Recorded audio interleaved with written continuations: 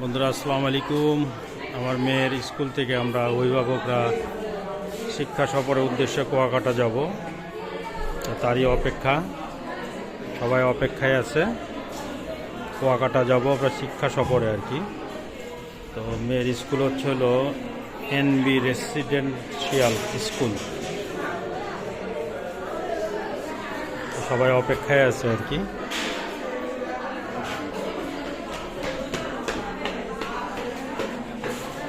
বাজতেছে রাত্র 9টার উপরে। বাস এসে পড়ছে, সবাই সবার মতো ব্যস্ততার সহিত বাসে ওঠার উদ্দেশ্য করতেছে, যাওয়ার চেষ্টা করতেছে। বাচ্চারা সব আনন্দ করতেছে।